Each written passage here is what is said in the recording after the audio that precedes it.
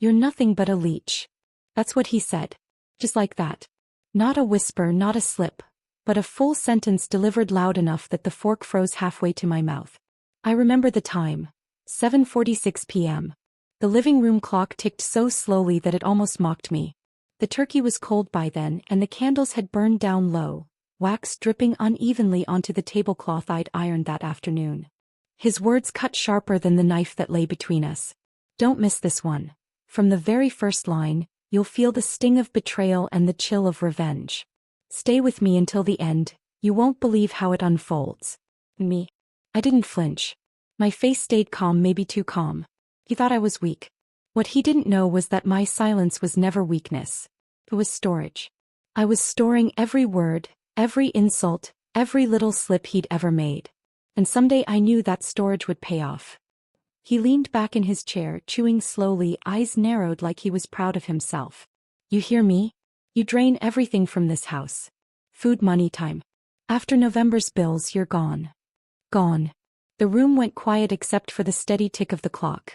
Even the old radiator gave a strange hiss, like it was holding its breath. I glanced at the window, the glass fogged with the night's chill, faint outlines of bare branches scratching against it like fingernails. It all felt staged, like the world itself wanted me to remember this moment. I set my fork down softly, not slamming, not shaking, just a clean little clink on the plate. "Calm. Always calm." "I heard you," I said, my voice flat, even. He smirked, thinking he'd won. But what he didn't notice was my hand resting lightly on the tablecloth. Just an ordinary hand, except I was pressing down on something beneath the fabric. Something I had hidden earlier that week. A folded envelope. My secret. My advantage. He didn't know I already had plans that stretched far beyond November. I looked at him across the table, the crumbs on his shirt, the glass of whiskey half drained at his elbow. His shoulders sagged a little more each year, but his mouth stayed sharp, cutting into me like it always had. And yet, even as he spat those words, I saw something else flicker in his eyes. Flash. A slip.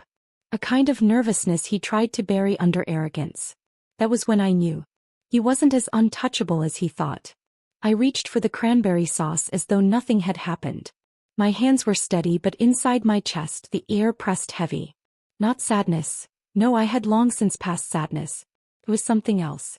A cold clarity. Like a blade cooling in water. The rest of the table pretended not to hear. My sister-in-law coughed into her napkin. My nephew stared at his plate, pushing peas around with his fork. Family gatherings always worked like that. Everyone knew better than to interrupt him when he started. But I watched their eyes. Their silence wasn't loyalty.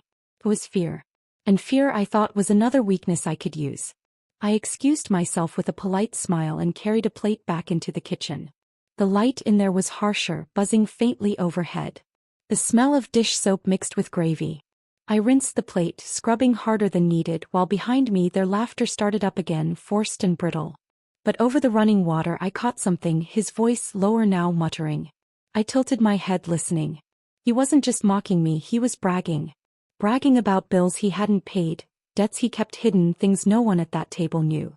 I froze with my hands still in the sink, the water turning lukewarm around my wrists. He thought I wasn't listening. But I always listened. When I came back to the table I carried the coffee pot.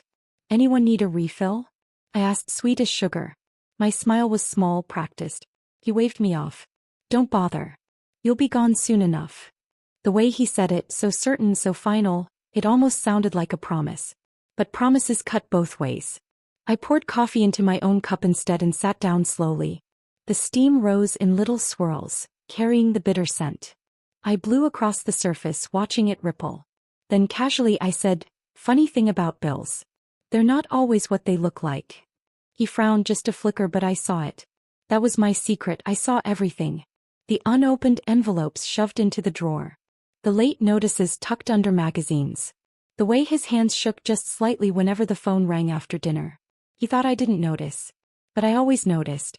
The clock struck 8, the chime echoing through the house like a warning bell. I set down my coffee, folded my napkin, and looked him straight in the eyes for the first time that night. "You sure you want to call me a leech?" I asked, calm, almost curious. He leaned forward, narrowing his eyes, trying to intimidate me the way he always had. "That's exactly what you are." The table went silent again. My heart didn't race. My hands didn't shake. I only tilted my head slightly like I was considering his words. And then I smiled. Not a big smile, not a warm one. Just enough to unsettle him. Because I knew and he didn't. I had the envelope hidden under the table. I had the knowledge of every unpaid bill, every slip, every weakness he'd left lying in plain sight. I didn't need to shout. I didn't need to fight. I only needed time. That was when the dog barked from outside, sharp and sudden. Everyone jumped, even me. The old beagle scratched at the door, whining. I stood up to let him in, and for just a second, I caught my reflection in the glass of the door. Calm, steady. But behind my eyes, something darker burned. I let the dog in, his nails clicking across the floor, and when I turned back, my father, yes, my father, was watching me differently. Not with the usual smugness. Not with amusement. But with something closer to suspicion. He had noticed the shift. But it was too late. The rest of dinner passed in strained silence. Plates scraped, glasses clinked, laughter tried and failed to fill the air. I barely tasted the food. My mind was busy, lining up every word he'd said, every clue he'd left hanging loose. When dessert was served, pumpkin pie with too much cinnamon, he leaned close enough for only me to hear. "Don't think you can trick me," he whispered. But I didn't answer. I only sipped my coffee, letting the bitterness coat my tongue. He wanted me to react, to beg, to plead. Instead I gave him nothing. Nothing but silence. And silence I knew was the sharpest blade of all. By the time the clock neared 9, the candles had burned out completely, leaving thin trails of smoke curling upward. The plates were empty, the table a mess of crumbs and stains. Everyone rose slowly, relieved the night was ending. But I stayed seated, staring at him across the table. Our eyes locked, his full of arrogance, mine full of something he couldn't name. That was the moment. The line had been drawn. And he didn't even realize it. Our eyes were still locked when the rest of the family began scraping chairs back from the table. The sound of plates clattering into the sink, the shuffle of shoes against the worn linoleum floor, all of it faded behind the weight of his stare. He thought I would break. He always thought that. But I held steady, not saying another word. I waited until the front door closed behind the last guest, the night air rushing in for a moment before silence sealed the house again. Only the faint hum of the refrigerator remained. He grunted something under his breath, pushing back his chair and shuffled down the hall toward his room. His footsteps were heavy, careless. He didn't bother shutting the door. He never did. That was his mistake. One of many. I stayed seated for a while, my hands resting lightly on the table, tracing the faint scratches carved by years of use. My mind wasn't racing. It was sharpening. Every insult, every careless word from dinner had only tightened my focus. He had called me a leech. But what kind of man leaves his sins lying out in the open, daring someone to notice? When the house settled into its late-night rhythm, pipes creaking, the radiator sighing, I rose. I didn't tiptoe. I knew his sleep. Heavy, drunken, restless in short bursts but nothing more. He wouldn't wake. The hallway smelled faintly of stale tobacco, though he hadn't smoked in years. The carpet was threadbare, flattened by decades of footsteps. His room was at the end, door cracked just enough for the dim yellow light of his bedside lamp to spill out. He had fallen asleep with it on again, sprawled across the bed like a man who thought walls kept him safe. I stood there for a moment, listening. His snores rattled low and uneven, punctuated by little groans. Safe enough. I stepped inside. His desk was cluttered, papers stacked in messy piles, corners curling, ink faded on some. He had always been careless with details. The kind of man who thought secrecy meant slamming a drawer shut, not locking it. I pulled open the top drawer, receipts, loose change, crumpled envelopes. Nothing of interest. The second drawer was heavier. Folders. Legal-sized envelopes with stamps, some unopened, some sliced open with ragged edges. I pulled one out and tilted it toward the lamplight. Overdue. Another. Past due. The third. Final notice. My breath slowed, steady. Each slip of paper was like turning over a stone and watching what crawled underneath. His life wasn't as solid as he wanted everyone to believe. I spread the papers across the desk carefully, reading line by line. There were names I didn't recognize, companies he owed, accounts he'd let rot. Then something caught my eye. A torn slip from a betting parlor, tucked between electric bills. Numbers scribbled in his shaky handwriting. Gambling. So that's where the money had gone. I pressed my fingers to the slip, feeling the thin paper crinkle. My chest didn't ache the way it used to when I uncovered his failures. Not anymore. Now each piece felt like fuel, feeding something that had been quietly building in me for years. I gathered them into a neat stack. Neater than he had ever kept anything. It felt almost ceremonial, like I was arranging evidence at a trial that hadn't yet begun. A creak on the floorboards. I froze, listening. His snores carried on, unbroken. Only the house shifting. I moved faster. Lower drawers revealed even more. Old letters, a few photographs yellowed at the edges, and one folder thicker than the rest. I slid it open. Inside, bank statements. Page after page of withdrawals, the balances shrinking, the pattern clear. He was drowning and no one knew. Except me. I placed the folder into the envelope I'd hidden under my blouse, the same one from dinner. My secret advantage, growing heavier now with every paper I slipped inside.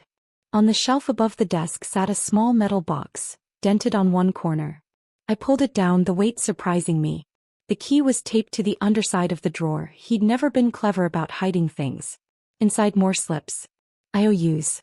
Notes scribbled on napkins. His handwriting desperate, uneven. Promises to men whose names I didn't know. A cold shiver moved across my arms. Not fear, awareness. If he owed these men, then sooner or later they'd come knocking. And when they did, it wouldn't be me they'd find weak. I closed the box, slid it back, and dusted my hands quietly. For a moment I stood there watching him on the bed. His chest rose and fell, mouth half open, a line of drool glistening in the lamplight. Once that sight would have broken me, seeing him vulnerable, human. Not now.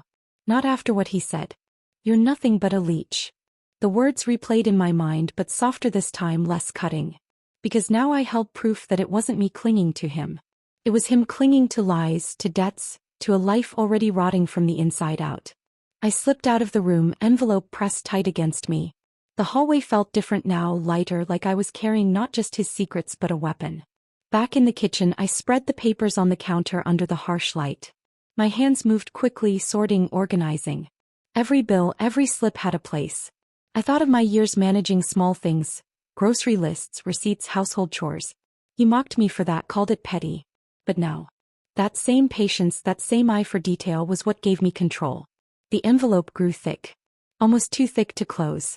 I pressed the flap down, sealing it shut. My hands trembled, not from fear but from certainty. I glanced at the clock. 12:14 a.m. The house was still. Outside, the branches tapped the window, a soft rhythm against the glass. I pulled the curtains closed. Some secrets were better hidden. Before heading to my room, I did one more thing. I picked up the phone. The old rotary dial clicked under my fingers, the sound too loud in the quiet house. I didn't call anyone. I just held the receiver to my ear, listening to the static hum. Imagining the day these numbers would connect. The day these secrets would be delivered to the right ears. I set the phone down gently, the click echoing like a promise. When I finally lay in bed, the envelope tucked beneath my pillow, my body sank into the mattress but my mind stayed sharp. His words still echoed, but now they didn't sting. They fueled me. Because I had gathered the pieces he dropped. And soon, very soon, I would put them together into something he couldn't ignore. I closed my eyes, steady, unafraid. For the first time in years, I slept deeply.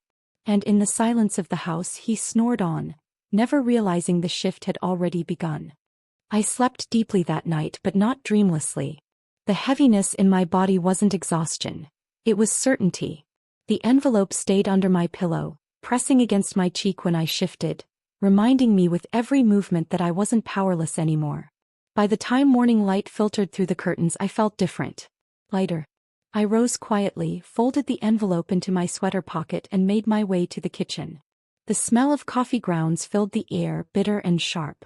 I let it brew slow, steady, each drip like a metronome marking the start of something inevitable. And that was when the knock came. Not polite. Not uncertain. Hard, furious. 3 pounds that rattled the old front door on its hinges. I froze, hand hovering over the coffee pot. For a second I thought it was the mailman or a neighbor, or one of those men whose names I'd found scribbled in his desk drawer. But no. The voice that followed erased any doubt. "Open this door," he bellowed. My father. I glanced at the clock. 7:12 a.m. too early for him to be here unless something had unsettled him. Unless he had noticed. The knock came again, louder, each slam vibrating through the hallway. The beagle barked frantically from the porch, claws scratching against the wood. I inhaled, held it, and let the calm settle in. This was sooner than I expected, but not unwelcome. I walked to the door, slow, deliberate, my socks brushing against the cold linoleum. The closer I got, the more I could hear him breathing on the other side. Harsh, uneven. A man used to being in control, now forcing it back through sheer volume. "Don't make me break this door down," he shouted. I placed my hand on the knob but didn't turn it right away. Instead, I pressed my ear against the wood. His breathing rasped, his boots shuffled. He was nervous. The same man who once barked orders at a dinner table was now rattling like an empty can in the wind. I finally turned the lock. The door swung open. He stood there, his face blotched red, hair wild, shirt half buttoned. He looked less like a man arriving to prove his power and more like someone already frayed. His eyes darted past me into the house, scanning, searching. "You think you're clever?" he spat, shoving past me before I could answer. The smell of whiskey lingered on his breath, though it was still morning. "Going through my things? You think I wouldn't notice?" I closed the door behind him, the click of the lock sounding louder than usual. My hands were steady, even as my heart thumped once, hard, then steadied itself again. "I didn't touch anything of yours," I said simply, my voice calm, almost bored. He spun on me, pointing a finger that shook more than he wanted it to. "Don't lie to me. Papers don't move themselves. Drawers don't open on their own." I said nothing. Instead, I walked past him into the kitchen. The coffee maker hissed softly, filling the silence between us. I poured a cup, the steam curling upward, and set it on the table. "Sit," I said. Not a plea. A command. He hesitated, then slammed into the chair, the wood creaking under his weight. He looked out of place there. A man who had always stood above me now hunched like a schoolboy waiting for a scolding. I placed the envelope gently on the table between us. His eyes darted to it immediately. "What's that?" he demanded. I didn't answer. I just let the silence stretch, sipping my own coffee, watching his face shift from anger to unease. His hand twitched toward the envelope, but I slid it closer to myself. "Not yet," I said softly. His jaw clenched. "You think you've got something on me? You don't know the first thing about." "I know enough," I interrupted. His eyes widened just slightly, but enough for me to see I'd struck a nerve. He covered it quickly with bluster, slamming his hand against the table. "You don't know what you're talking about. Those papers don't mean anything." I leaned forward, folding my hands, letting the silence sharpen between us. "Then why are you here at 7 in the morning, pounding on my door like a man with everything to lose?" For a moment he faltered. His mouth opened, closed. He looked older suddenly, the wrinkles deeper, the eyes more desperate. "Because," he said finally, "you're my daughter. And daughters don't betray their fathers." The word betray rolled off his tongue like an accusation, but all I heard was fear. I thought of the slips of paper, the IOUs, the late notices, the evidence of a life unraveling. I thought of his words at dinner, the cruel certainty of them. "You're nothing but a leech."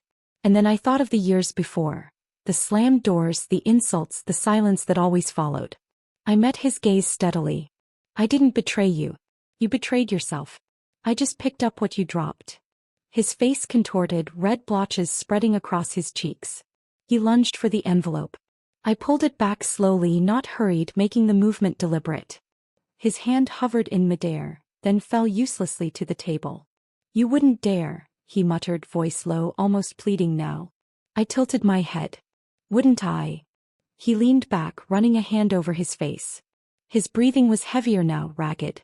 He looked less like a man and more like a cornered animal. And yet there was something else in his eyes too. Calculation. He wasn't finished. He was thinking, searching for another way to twist, to regain control. I saw it. And I was ready. The phone rang suddenly, sharp and shrill, cutting through the tension. We both froze. His head snapped toward it, his whole body stiff. I rose slowly, crossed the kitchen, and lifted the receiver. A voice on the other end, muffled, male, impatient, asking for him. By name. I glanced back at him. His face drained of color. He shook his head violently, mouthing, "Hang up." I pressed the receiver closer to my ear, listening. The man spoke again, his tone colder this time. A due date. A warning. And then the line went dead. I replaced the phone carefully, the click echoing through the kitchen. When I turned back, my father was staring at me with wide, unblinking eyes. "You don't know what you've done," he whispered. But the truth was, I knew exactly what I was doing. He stood abruptly, chair scraping hard against the floor. "Give me that envelope," he growled. His voice shook, his fists clenched. But there was no strength behind it. Just desperation. I slid the envelope to the edge of the table, letting him see it, almost close enough to touch. His eyes followed every movement. And then I pulled it back again, tucking it against my chest. His breath caught. He wasn't angry anymore. He was afraid. And in that moment I realized something. For years he had been the one with power, with control, with the ability to reduce me to silence. But now the silence belonged to me. The knock on the door had brought him here raging. But the moment he sat at my table, the balance shifted. He thought he'd come to scare me. Instead, he had revealed just how fragile he really was. I leaned back in my chair, cradling the envelope like it was nothing more than a recipe book. My voice was calm, almost gentle when I spoke. "You came knocking, but you don't get to leave with what's mine now." He stared at me, his mouth opening like he wanted to shout, but no sound came out. The man who once thundered through this house was silent. And for the first time in my life, I didn't feel small. I felt untouchable. That was the last thing I told him, and the silence that followed stretched like a wire pulled too tight. He stood there, trembling, torn between lunging for the envelope and backing away. His lips parted, but no words came. His eyes darted to the door, then back to me as if he'd forgotten how to leave a room that wasn't his. Finally, he turned, muttering something under his breath, and slammed the door behind him. The walls shook, but I didn't. Not anymore. I sat there, staring at the envelope in my hands. It felt heavier than paper should, like it carried the weight of both our lives. My coffee had gone cold, untouched. The beagle whined from the porch, pawing at the door, but I stayed seated a moment longer, listening to the silence he left behind. This was no longer just about me. He had debts. Promises to men who would come knocking louder than he had. If I didn't act, those men might arrive first. And when they did, they wouldn't care who was innocent. I spent the next hour laying everything out on the table again. Bills, slips, statements, notes. Each one a thread, frayed and messy. I began untangling them one by one. The electric bill, months overdue. The bank statement, withdrawals timed just before every gambling slip. The IOUs, written in desperation, some with dates already passed. Each piece revealed a pattern, a map of his ruin. And here was the truth. It wasn't hidden, not really.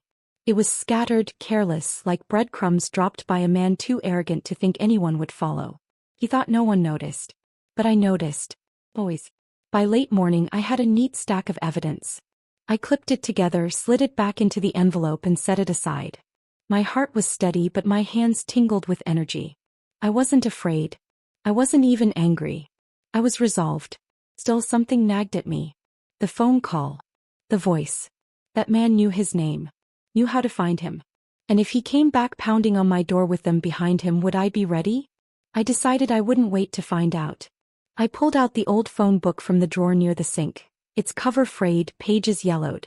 I flipped through until I found one of the names scribbled on his IOUs. It wasn't hard.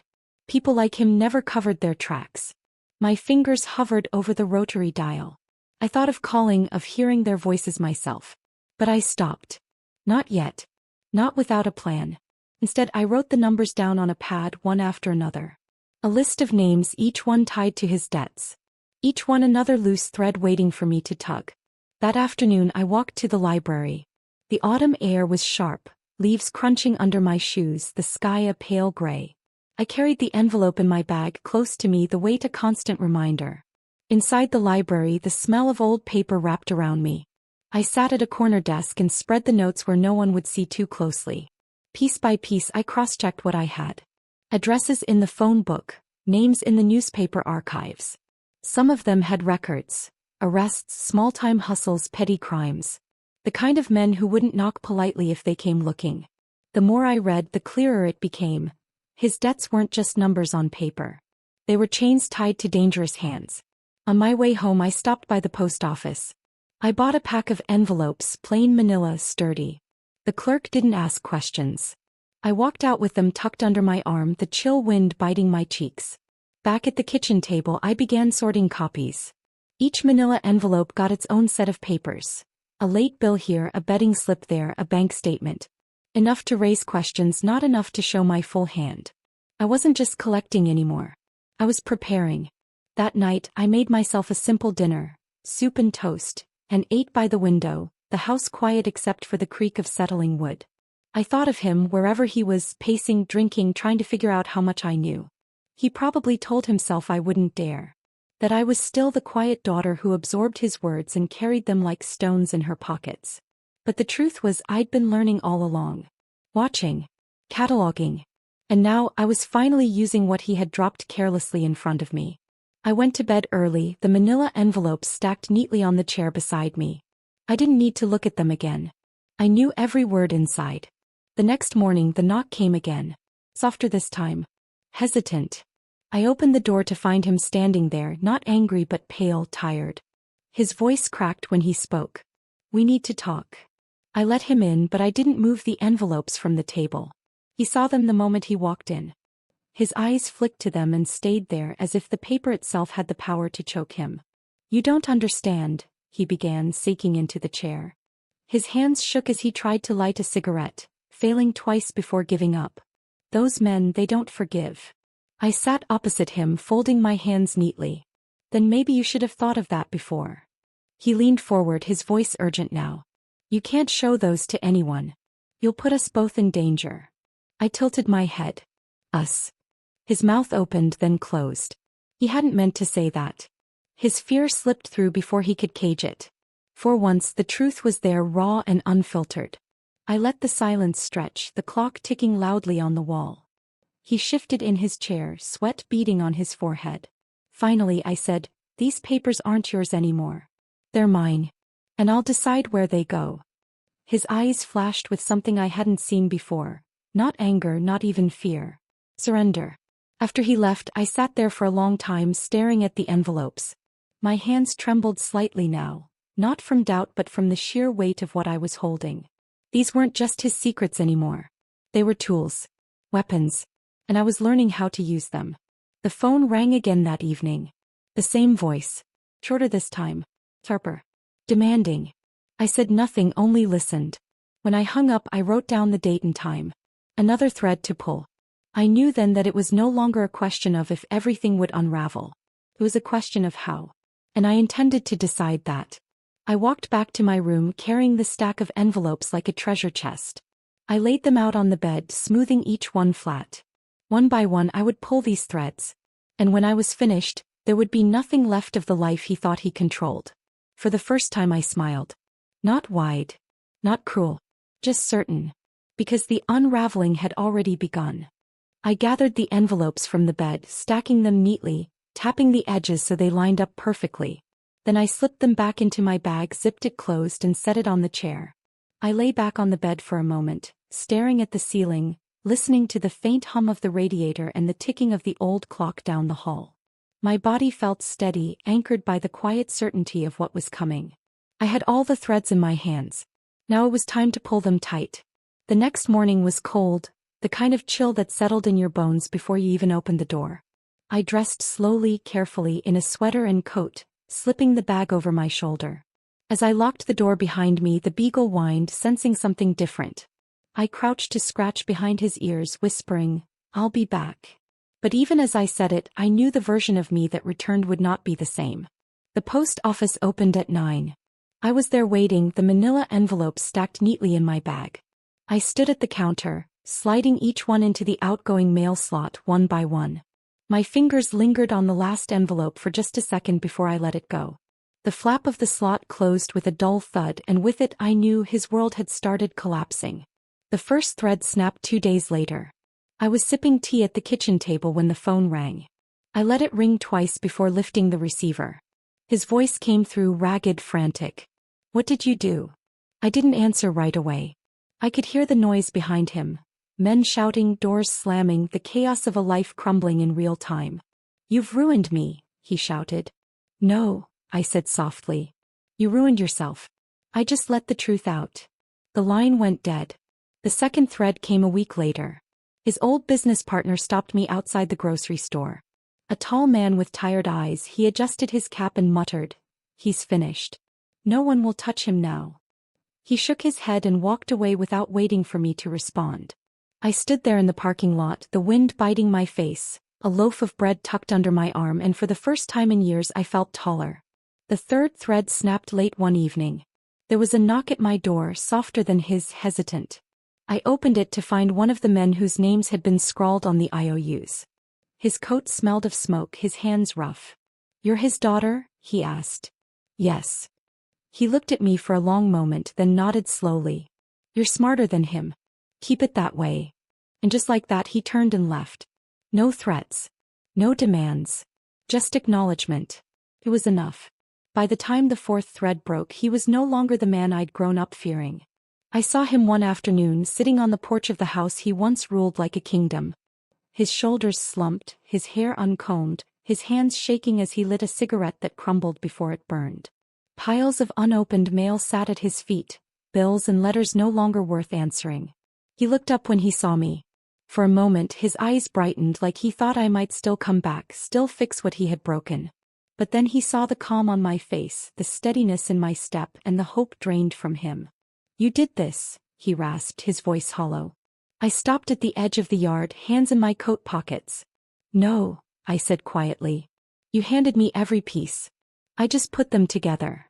The final thread broke not with a shout but with silence.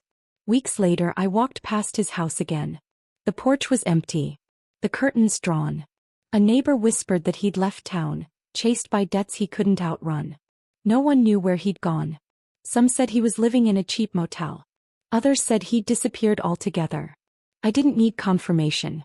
For me the truth was simpler: he was gone and I remained. I went back to my own porch, sat in the chair by the door and watched the sun dip below the trees. The air was crisp, the sky painted with streaks of orange and pink. The beagle curled at my feet, his warmth a steady comfort. I thought about the girl I used to be, quiet, obedient, carrying every insult like a weight. I thought about the night I first slipped into his room, gathering his secrets, my hands trembling but my mind clear. And I thought about now, sitting here with nothing heavy left to carry. He had called me a leech. But I was never the one feeding off him. He had been feeding off everyone else. Their trust, their patience, their silence. And in the end, silence is what undid him. I leaned back, closing my eyes, breathing in the sharp autumn air. For the first time the word freedom didn't feel like a dream. It felt real. Thought. The world didn't look brighter. The scars didn't vanish. But the weight was gone. And that was enough.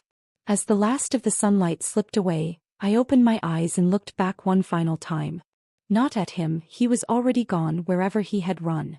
But at the life I had left behind. The house, the years, the silence. All of it. I didn't feel anger anymore. Not pity either. Just closure. Because revenge isn't always loud.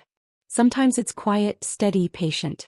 Sometimes it's simply watching the person who called you nothing become nothing themselves. I stood, brushed the dog's fur from my coat and walked inside. The door closed softly behind me. My revenge was never about destroying him. It was about finally setting myself free. If this story moved you, subscribe for more powerful revenge and betrayal stories. Every week I share dark, emotional tales that remind us we're stronger than the pain we've endured. Don't just watch, join the community.